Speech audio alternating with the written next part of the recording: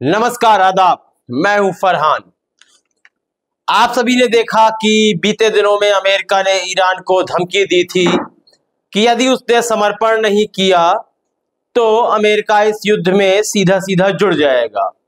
America ने जो कहा वो करके भी दिखाया। ईरान के ऊपर उसके जो परमाणु क्षेत्र थे वहां पर हमला किया अमेरिका ने।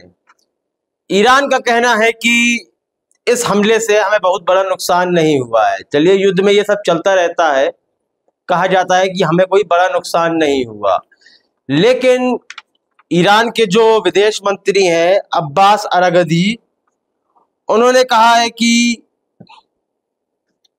अमेरिका से हम किसी प्रकार की बात नहीं करेंगे। और साथ ही साथ ओआईसी के 57 सदस्य देश हैं जो मुसलमान देश हैं, उनकी एक मीटिंग भी होने वाली है। इस मीटिंग में अब क्या तय किया जाएगा, क्या ईरान समर्पण करे? और देखिए, समर्पण वाली बात पे मैं आपको बता दूं कि ईरान ने समर्पण के लिए मना किया है और अमेरिका के हमले करने के बाद भी ईरान ने इजराइल पर अपने हमले जारी रखे हैं। यानी कि इजराइल के ऊपर हमला करने के लिए बिल्कुल तैयार है ईरान, और वह रुकने के लिए तैयार नहीं है बिल्कुल भी। और आपको यह जान लेना होगा कि इस बीच अमेरिका की जो बयानबाजी हुई है उसमें कासिम सुलेमानी हो, अन्य ईरान के सेना के अधिकारी हो, सबको कहीं ना कहीं एक तरह से आतंकी ठहराने की कोशिश की है। ईरान, देखिए, अमेरिका की ये पुरानी रणनीति है कि किसी भी मुस्लिम देश में वहां के सैन्य अधिकारियों को, वहां के सुप्रीम लीडर को आतंकी या आतंकवादी गतिविधियों से जुड़ा हुआ बताने की कोशिश की जाती है। ये बात यहीं खत्म नहीं हुई। ईरान के डिफेंस मिनिस्टर हैं अजीज नासिर जादेह।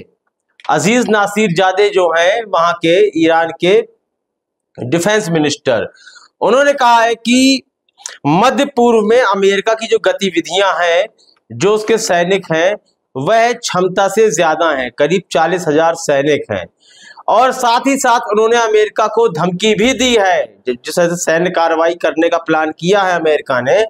तो ईरान के डिफेंस मिनिस्टर ने कहा है कि सारे उसके सैन्य ठिकाने ईरान की जद में हैं, कभी भी उन पर मिसाइलें फेंकी जा सकती हैं। तो सीधे तौर पर आप यह समझ लीजिए कि रूस ने भी अमेरिका को चेताया था कि अगर वह युद्ध में उतरता है तो रूस भी उतरेगा।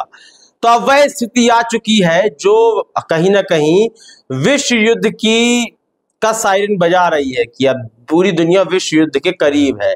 चाहे वह चीन हो, रूस हो या फिर नॉर्थ कोरिया हो, सब इस युद्ध में जुड़ने के लिए तैयार है। लेकिन इस संबंध में आपकी क्या राय है, आपके क्या विचार है, कमेंट सेक्शन में अवश्य बताएं। तब तक के लिए इजाजत दीजिए। धन्यवाद। देश और दुनिया की खबरों से अपडेट रहने के लिए आप अभी तक न्यूज चैनल को सब्सक्राइब करना ना भूलें, और साथ ही हर न्यूज का नोटिफिकेशन पाने के लिए बेल आइकन को भी दबाएं।